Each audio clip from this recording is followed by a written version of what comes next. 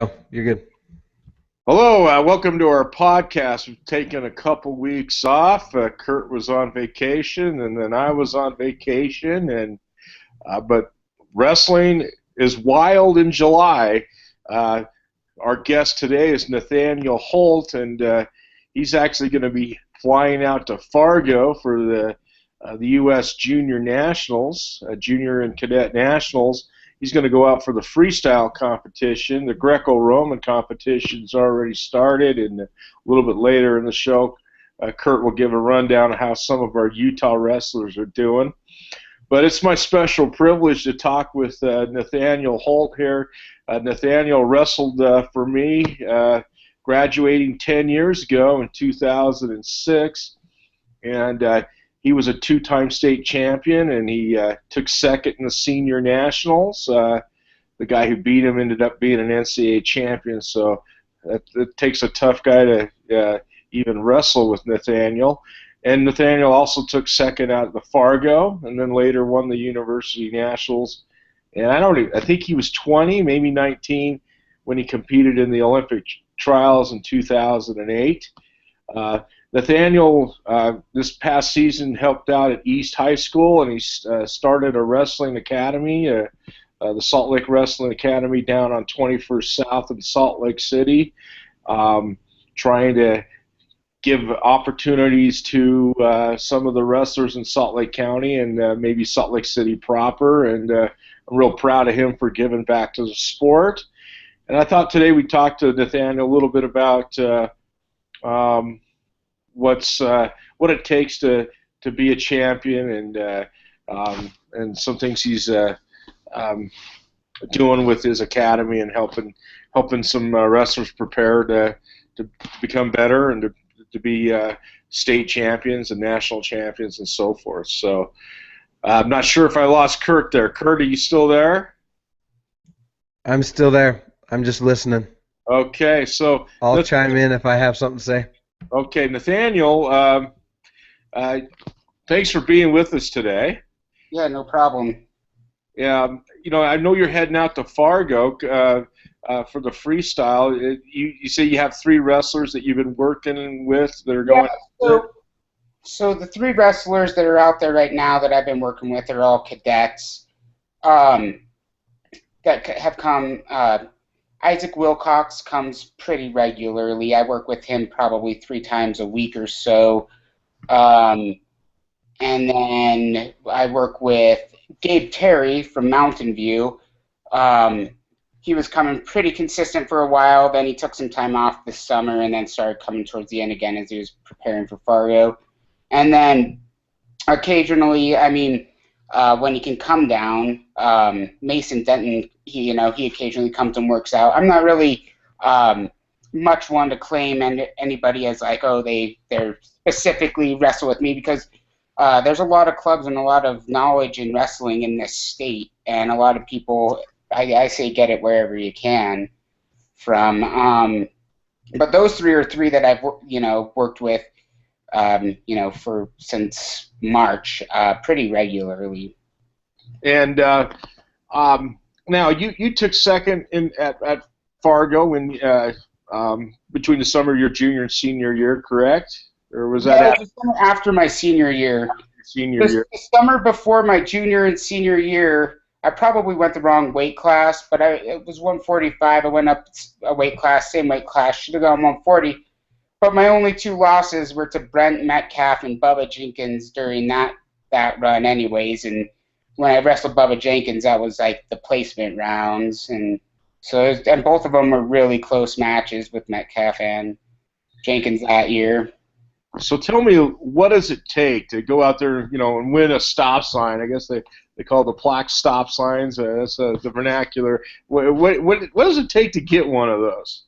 Sure. Well, it takes one is goals, the goal setting and the belief that you're going to go there to win a stop sign, right? And that you're not there just to mess around or have an okay showing, or that you want, and it's part of it's that you want to be the best. You want to, and that'll go get you a long way. The other part of it is consistency, right? Wrestling a consistent tournament it's pretty hard to link together, 6 or 7 matches that are perfect, that you're gonna um, not mess up on, right? And all of them are against quality opponents. So in tournament, that's one of the big things that needs to be done is wrestling consistent. So that's one of the hardest things is to be a double champion, right? Because putting together 16 matches in a row against quality opponents, let's say even 12 of those are against really tough guys, that's pretty hard to do at that level.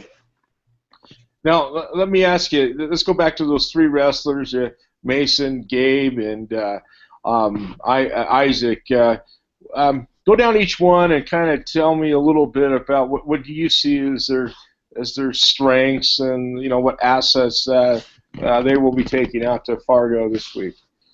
Sure. Well, let's start with Mason. Mason, he's a 100 pounds right now, I think, is what he's wrestling, and he's going to be he's an 8th grader, so he's super young. So probably his first Fargo eye opener. Everybody goes there with big eyes and whoa. His strengths are, one thing I noticed about him is he's a gamer, and when he goes out to wrestle, he beats a lot of people that they are like, how did that happen? Well, it's because he's a gamer. He comes ready to wrestle hard, and is motivated to win. That's one of the main things about him that I like, because ultimately it's not who you beat in the practice room, it's about who you beat on the mat. And then Gabe Terry, he was supposed to be going 120, he's going 126. He grew a little bit this summer. He's he's another one. This is Fargo's first year. I had to convince him to go. A little bit of pressure from me, and that's one thing about really what my club and what I'm about. I have goals for wrestlers, and at their goals, I want to make them have more belief and have bigger goals themselves. So the fact that starting to get people to go to Fargo, that's a big step. Gabe, his strengths are he's really athletic. He wrestles hard all the time, but he sometimes runs out of gas. He wrestles so hard he runs out of gas a little bit, and he's wrestling up a weight class, and at a different level than he's ever wrestled before. So I'm kind of excited to see how he'll do. He enjoys Greco. He wrestled junior Greco, however, and which is kind of a different level than cadet Greco, skill-wise. And so he wrestled yesterday, had a pretty tough tournament. And the reason why he wrestled junior Greco, he's an LDS kid, and he decided that he didn't want to wrestle on Sunday, which is fine. It just made the competition that much more stiff. And then Isaac Wilcox, he's wrestling 145. Isaac is really tough. He's, he puts in hard work. He trains every day, or almost every day. He doesn't, and he has goals. He puts down his goals, and he went from regular goals of like state champion, or that your average state wrestler wants, to, okay, my goals are to be a top cadet All-Americans, to go undefeated at cadet nationals, to win most of my matches at junior nationals, or junior duels. So, and what Isaac did is he sets those goals, and he's able to go undefeated at the cadet duels. And he doesn't wrestle much Greco. We don't practice Greco.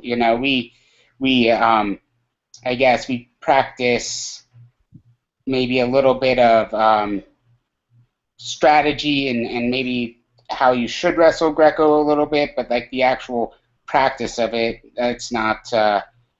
We don't focus on on it so much. So he wrestled a tough Greco tournament. He came 2 away from placing. He lost to Logan Jensen, who, I'd like to congratulate. He wrestled a great tournament, ended up 4th. And Isaac has always battled with Logan. They wrestled at the state tournament and had a really close 1-point match, which Isaac won that one. So it could have gone, they're very close, and it's just unfortunate that we wrestled each other in that round. Well, I know, like Gabe in high school, he had a real good year and finished 2nd in the state. And I know you've been working with the Lang brothers, and is it Jack and Drew? Did I get the? Yeah, Jack and Drew. And tell us what that's like. I guess Jack's not going to go back to Fargo this year. It sounds like. But how did Drew do it? He's a little bit younger, right? How did he do at some of his national tournaments? So Drew's done really well at national tournaments. I believe in Tulsa. He entered a new age division. He's still pretty young. He entered the 12 and under age group this year. And his previous successes have, he's been they're very noteworthy. He's been a I don't know. It was now I guess it's Flow. It was when I was wrestling the Cliff Keen Jack Roller tournaments, Vegas, Tulsa, and 2 at Tulsa, Kickoff Classic, Tulsa, and Reno. And he's previously won Triple Crown. He's won Reno, and then he was 6th in Tulsa this year, or 5th, I think. He was 2nd at the Freak Show in Vegas. He was 2nd at Reno this year, although that's pretty controversial. He is super close to, we got a locking hands call against us with 5 seconds left. That wasn't locking hands, so that put us into overtime. And so he went to schoolboy duels this year, and I want to say he was 9-2. The two that he lost, he wrestled up a weight class. He's 84 pounder, and he was wrestling 91, I think, or 88. I thought 84. I get those little weight classes mixed up these days. Sounds like he's the younger brother of Jack and Will had a real nice career at West High. But I hear like Drew, he might be the best of the Lang lot when it's all said and done, and he's really super motivated and as well as talented. And and motivation, it goes the furthest. I wouldn't say, especially as you get older, right? As we all mature as men or in our late teens, a lot of people who are motivated tend to catch up.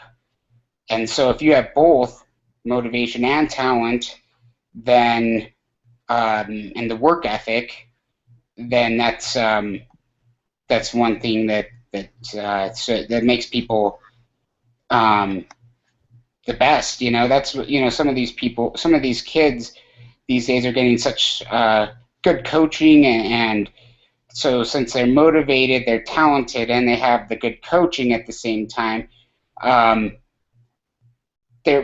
it's actually creating a time where we're starting to create athletes like Kyle Snyder and Aaron Pico, who are coming at 19 years old, ready to wrestle with former NCAA champions or try to make the Olympic and world teams, or in Snyder's case, win world championships. And so so the fact that Drew has motivation, talent, and all over Utah access to great coaching, he's on the right track to do good things. Well, let's talk a little bit about the Olympic trials. You're one of the, you're a rare Jim, in Utah wrestling history, we haven't had a lot of wrestlers compete in the Olympic trials, and especially at a young age. What was that experience like? Because I bet you all these wrestlers you're working with, they have that dream of being in the Olympics and competing, and you've been there. So what was that like to have that opportunity? Mhm. Well, making weight was awful, so I don't.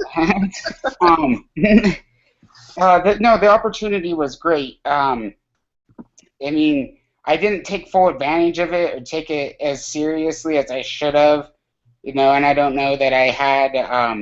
Well, I've always been stubborn. Maybe I did have the people in my ear, but I don't think I had anybody putting it in perspective for me. That's like, well, maybe you should take this a little bit seriously and have these specific goals. And I mean, it's not that I didn't take it seriously, but that's one thing that I've tried to reinstill to my wrestlers is like, okay, well, you made it here. Why not win? Versus like, oh well, it's not my time. Well, sure, it should have been.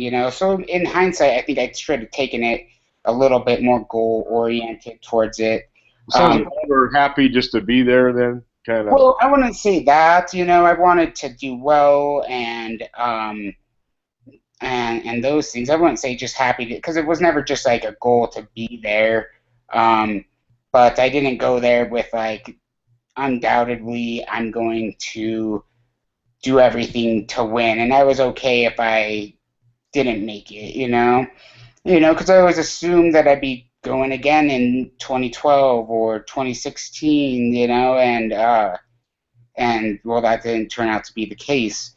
But it was, as far as overall experience, I mean, it was a great experience. I mean, like some of the things I definitely remember. So, Talon Knox, Beckman, Cheney Haight, some of these wrestlers that had made it in Greco to the Olympic Dream Trials, I've been wrestling with my whole life. Talon and I are the same age, and back when we were 11 at Drew Lang's age, we were wrestling each other. And so it was actually one of the cool things was to like be there, look around, and say, well, we've been training a long time to be here. So that was like a pretty cool. The only Utah wrestler in the freestyle, right? The rest of us, down, and they were all Greco guys. So, I guess I remember you got to wrestle Chris Bono. Is that right? Your first match, and yeah, and then that match. Well, I recruited you in college, right? When he was the coach. Yeah, he recruited me, and then even like previous after that, when I'd be at the Olympic Training Center, I didn't announce my release to anybody, which I probably should have. And he said, oh, he tried to get me to. At that time, I think he had taken over head coaching position at University of Tennessee, Chattanooga, to get me to go there. And then, but yeah, that match, I think it was a winnable match. In hindsight, looking back at it, it was low scoring. I scored my points when I really needed to, and. Back then they had the leg clench. I can't remember. I think I got one round with him in the leg clench. Same with Paulson. I wrestled him next, and I had and he was coming off of a great year. He was one of the favorites to win that year. It was very odd year, and so I mean these matches, these opponents. When I'm looking in hindsight. The way that I viewed them was I viewed it as I could wrestle with them pretty well, but I would not compete. Okay, so it was like, but in hindsight, I was just as competitive, just as good of a wrestler, and that's one of the things that I think that was hard that I want to transition to wrestlers these days, as far as like, well, I mean, if you aren't as competitive, you're not going to be there in the first place. Let's put it that way. And so, um, why not try to win there and beat Take them? take advantage of those opportunities because, like you said, you never know if they'll come around or not. Life happens. I know, you had kind of that neck injury that ended your career, so you might as well, take full advantage because you just never know in life. But you're giving back to the sport. Tell us a little bit about your facility and what you want to accomplish there, because like we've always talked, Salt Lake, I think it kind of lags behind, you know, Davis County, Utah County, Wasatch as far as um, kind of wrestling prowess. I think they need people like you to do some work there to kind of get these high school programs and youth programs going. Um, so tell me a little bit about your facility and what your goals are there with that, and So I've so. been lucky enough to rent a facility right off 2100 South on Lower Sugar House, 2100 South and 5th East area. Um, from the Ute CrossFit there.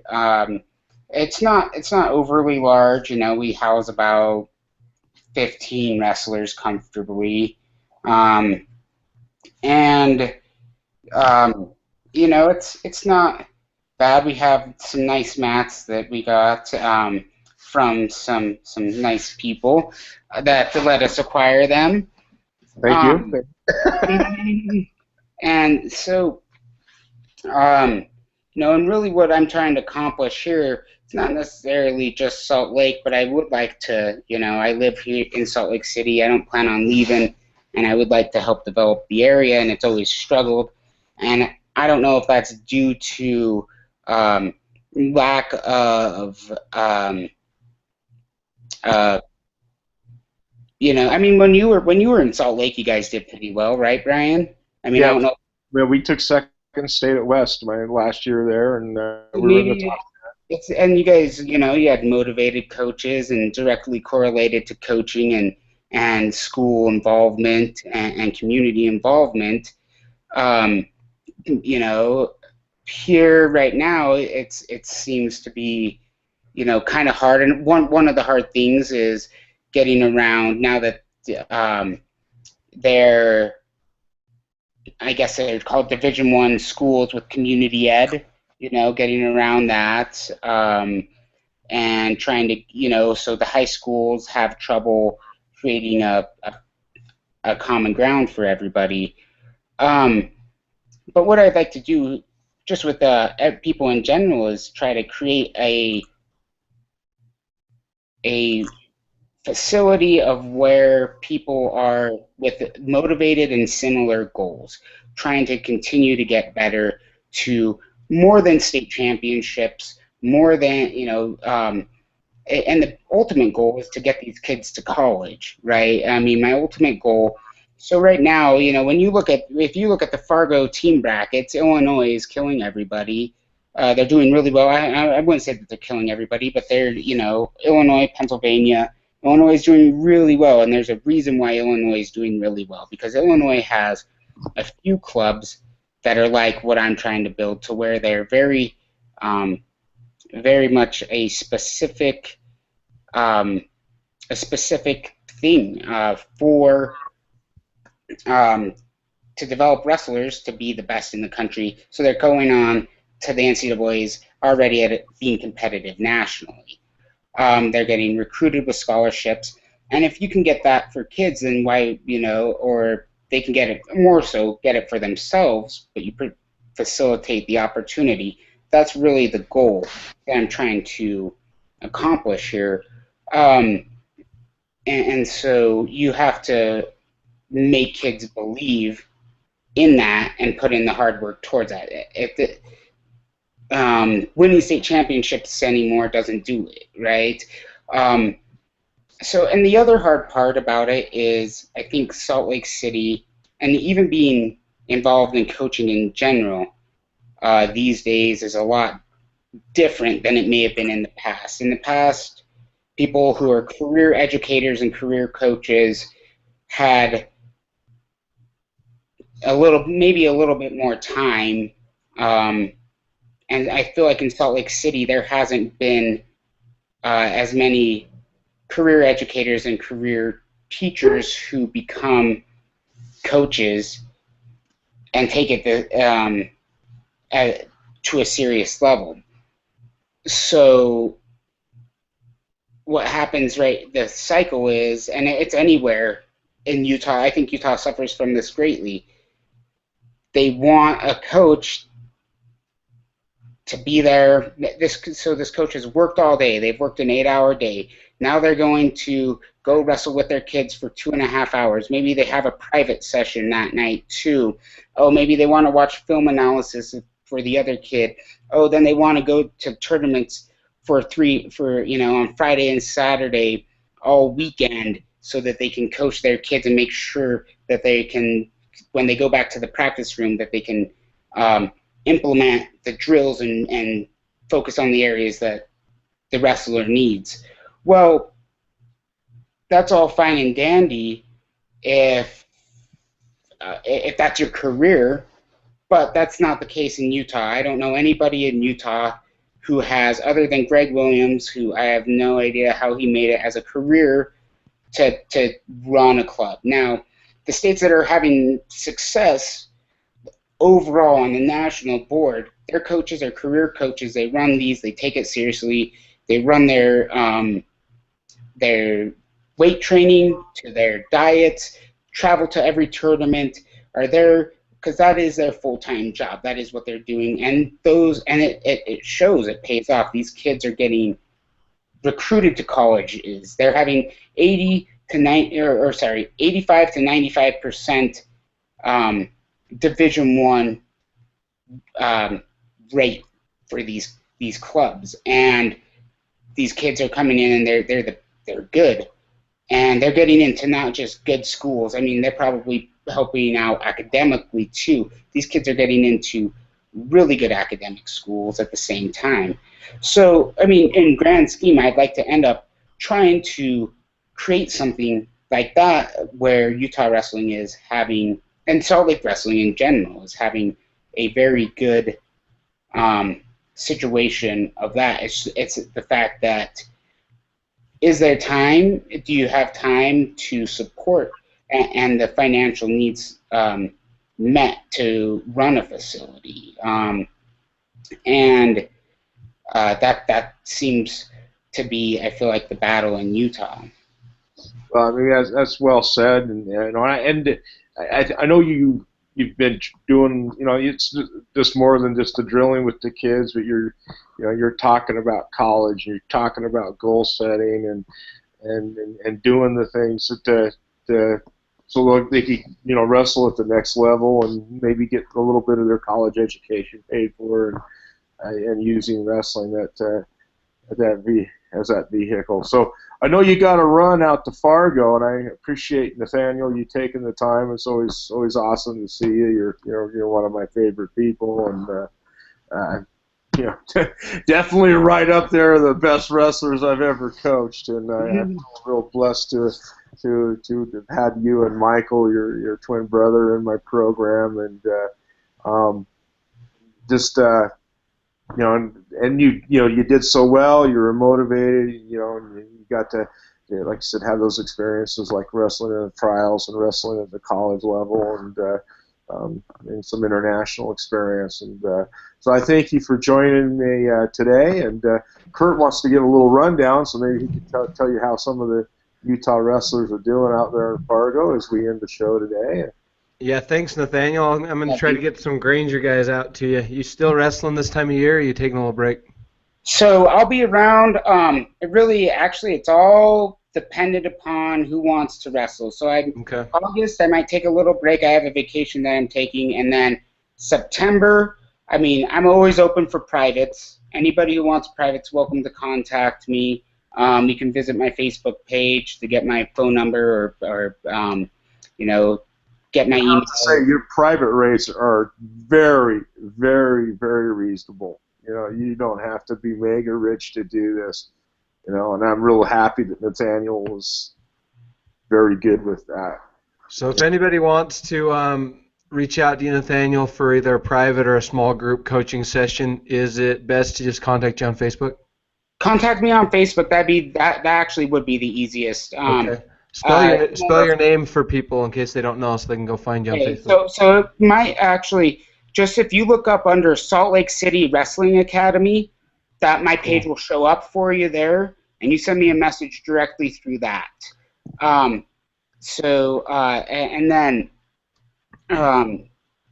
then as far as like regular practices, I'll have that schedule out again. As long as there's people who want to practice, and this is one thing that people that work out with me know, is I will always practice. As long as I have a handful of people, or even just one, and I have a scheduled practice, well, they get and it's a scheduled practice, well, they might get a free private that day. Who knows? Cool. Awesome. Yeah, I got a couple kids in mind I'm going to try to get up to you. So thanks for your time. Thank you. All right. Just real quick, Brian, I wanted to go through and highlight what the Utah boys have done back in Fargo, and the Greco Junior tournament is just finishing up. Actually, while I was listening to you guys talk, I was watching results, and a couple of our guys finished up in the finals. Some good, some bad. I'll go over it, but let's start with the cadets because they finished up yesterday.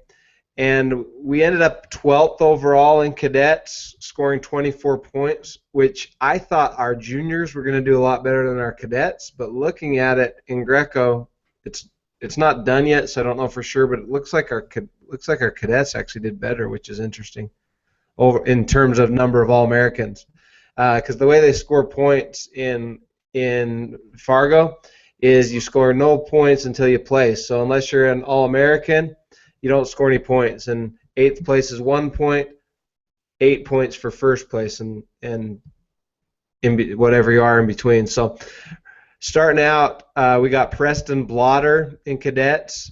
He took 7th place at 88 pounds. Is he? Do you know who he is? Is he Coach Blotter's kid? I think so. Yeah. I don't know if that's how you spell Blotter or not. I'm 9% sure on that one. How does Coach Blotter spell his name? Do you know off the top of your head? T-E-R, right? Say it again. E-L-A-T-T-E-R. This kid spells it B-L-O-T-T-E-R.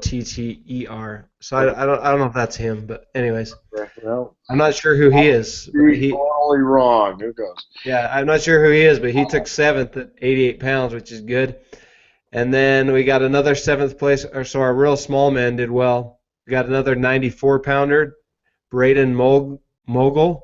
Took 7th place. You know anything about him, Brian? Nope, not too much about him at all. Okay. And the crazy thing about Fargo is we've got kids that go 7-8 rounds and don't bring home a medal. Don't bring home a stop sign, as you said earlier. Like at 120, we had Stockton O'Brien, wrestled 7 rounds and missed placing. Well, Stockton's real tough. I'm not sure if he'll be at the Pleasant Grove program. I'm just a little bit less familiar with the junior high age circuit. Right. Yeah, some of these kids, I think, are probably 8th grades, probably not even freshmen. I think I would have known who they were. But Zachary Kohler took 6th at 32. The Wasatch guy. He actually took state this year as a 9th grader. So he's a 4-timer. He ended up 6th. And then at 138, Brock Hardy made the finals, and I thought he was gonna win it, but he ended up 2nd. He lost 6-3, had a close one in the finals. Lost to an Illinois kid. Illinois, okay. Yep, Will Lewin from Illinois. Illinois is stacked right now. It was always Pennsylvania for a lot of years, but I'd say Illinois has passed them for the time being. Daniel touched on that, where he talked about building these really strong club apparatus systems in Illinois, especially in the cities. Yep. And the unfortunate thing for us with our junior team is a lot of our best kids who have college scholarships right now didn't go to Fargo, so that kind of hurt us a little bit. But and Nathaniel touched on this, but at 145 we had 2 of our studs. We had Isaac Wilcox, who he talked about. He's one of the guys that trains with Nathaniel. and Logan Jensen from Harriman. And in the 7th round, Jensen knocked out Wilcox in a 1-point match, 7-6. I just And remember Wilcox wrestled up an age division, so he would not no, have. that was Gabe Terry. Oh, that was Gabe. Wilcox wrestled cadets, yeah. Okay, my bad. But Yeah. Gabe wrestled up an age division. He did in Greco, and he'll be back at cadets for freestyle. So I expect him to do a lot better in freestyle because he didn't win any matches in Greco. And then 145 Logan Jensen knocked him out, and then went on to take 4th place, and ended up losing to another Illinois kid. Got stuck by an Illinois kid for 3rd. But just to give you guys an idea of how huge Fargo is, I remember the couple years I was there, my weights were always around 100 guys. One year I think it was slightly under, and one year it was slightly over 100 guys. But Logan Jensen wrestled 10 matches just to get into the 3rd place match, and then wrestled another. So 11 matches he wrestled in 2 days, which is crazy. That's a meat grinder, and I tell you, you have to. It's not just being talented. You really gotta want it. You really, I mean, because to go through all those matches, I think it becomes more willpower than talent after a while, especially if you get knocked down in the consolation rounds and stuff like that.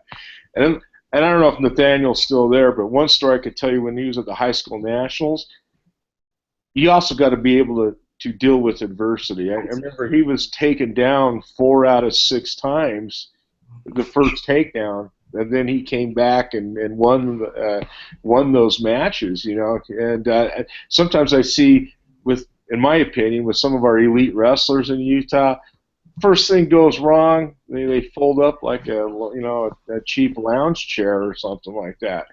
You know, you got to be able to, deal with some adversity, maybe get taken down, maybe even get turned, and then still find a way to win and get through the bracket, get through the bumps and bruises.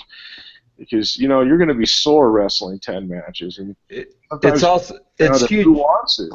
No, you're absolutely right, and it's huge mental this time of year because it's the middle of the summer. And my experience, the couple times I went back as a wrestler, and I've gone back only one time since then to watch, but I follow every year, is most guys kind of see it as a vacation. And so the guys, if you can mentally, like, when state rolls around, everybody's in it. Everybody's there 110%. But when Fargo rolls around, for a lot of guys, it's like, oh, it's just cool to be here. And so if you can prep for it with the same intensity you prep for state, I really think you can surprise people if you're one of the top guys in your state. Yeah. Am I wrong, Nathaniel? Well, you can, especially if you go there. I mean, ultimately, it goes back to like what I was saying. I think goal setting. Like having somebody saying, okay. Well,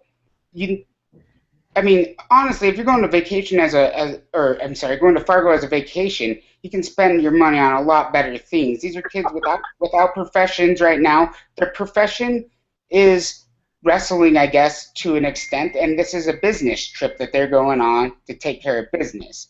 The brackets, this is Greco. The brackets are always way smaller, or tend to be smaller in Greco than they are freestyle. So it takes 10 matches for somebody to make it to the 3rd place match. Yeah, that's crazy. And that's what we're talking about, like I was talking about, the consistency factor, okay? How hard is it to put together 6 wins in a row, 7 wins in a row, even at any elite level? So that's where, like you're saying, the willpower comes into play, and kind of like believing in yourself and doing what you were saying, taking it. You bring up Brock Hardy, that kid that Brock Hardy wrestled. He wasn't a state champ, he's 2nd in Illinois State or something like this. People surprise people if they take it seriously, right? Yeah. It happened. Yeah, for sure. And if you haven't gone to Fargo as a wrestler or a coach or a spectator or whatever, you got to go check it out. It's crazy, the stories that come out of there. The last time I was back there, Jaggers, 2-time national champ from Ohio State, Metcalf, and Kyler Sanderson were all in the same weight, and they were all on the same side of the bracket. They did the brackets different back then. A couple years ago, they switched them to regular brackets, but they had a different freestyle formula back then. And they were all three in the same bracket, and Kyler beat Metcalf, which was a huge upset, and then Metcalf lost to Jaggers. Sorry, no, Metcalf beat Jaggers.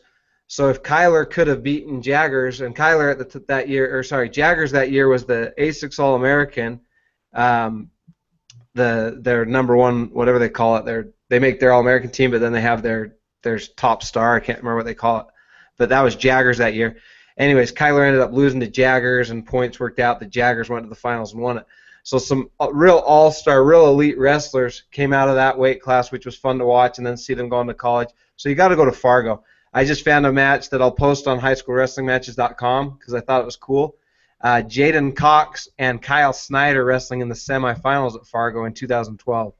Oh, that's cool. Hey, now, Yeah. real quick, how did Lamont do? I guess he won Okay, it. you ready for juniors? Yeah. Okay, so juniors, I'll go through it, and I'll save Lamont towards the end because he's our stud. I'm going to bet on it. All right, so 106, Stutzman only won one match, which surprises me because he placed at high school nationals, so maybe he's just not as good at Greco. I don't know.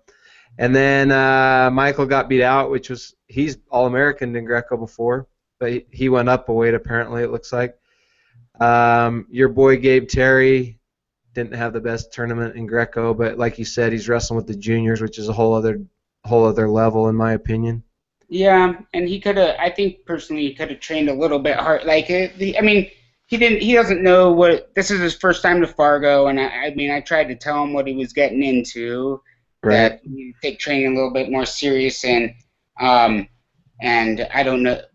I mean, that's one thing. If I can say it to people, you got to take training serious for Fargo. Okay, maybe take off the beginning of the summer. Don't take off the mid to end. You know. Right, for sure. So our first All-American comes at 132. Dylan Gregerson took 8th place. Tanner Cox, he's Maple Mountain kid, right? Yep. He made it far but didn't place. He went 7 rounds and then got beat out. Champion, and shows you how tough Fargo is right there. Yep.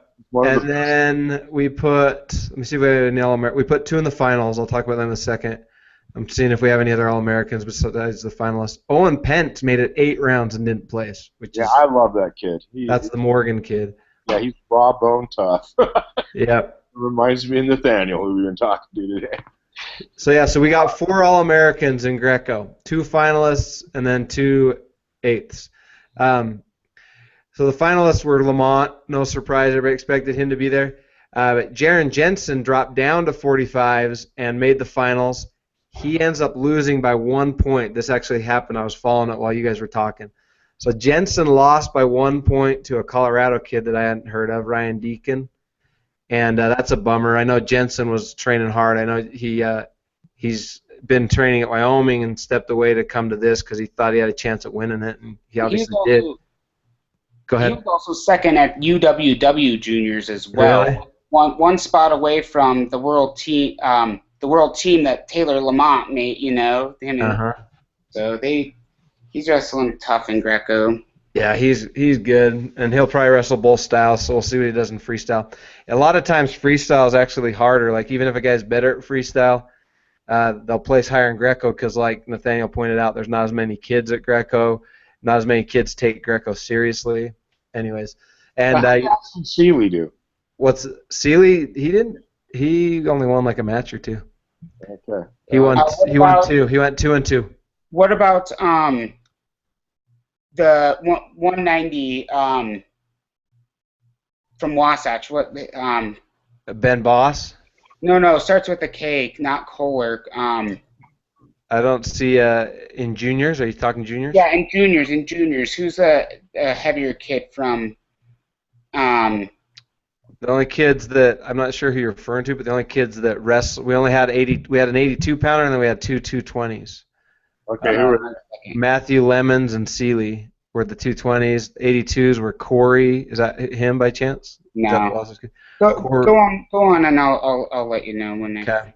Well, I don't think he's on here. The kid you're referring to, but the last one's Lamont, and Lamont made the finals and stuck his kid in a minute 33. Yeah, tell you, and he, I've talked to, when I interviewed Taylor, he was our Valley Wrestler of the Year, and Nathaniel was the Valley Wrestler of the Year for Utah County, which is quite an honor with the awesome wrestlers in Utah County he produces year in and year out. And Taylor said, Greco is his style, and he's really, keyed up for the 2020 Olympics. He didn't qualify. He just barely missed qualifying to compete in the trials this year.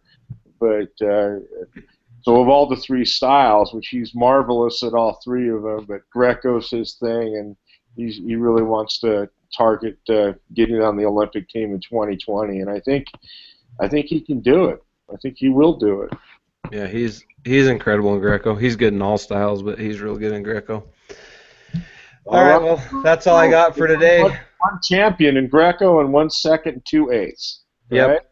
That was in juniors, and then what in cadet real quick? We had cadet freestyle starts tomorrow, right, Nathaniel? Yeah, cadet freestyle they win tomorrow, and then juniors start the day after.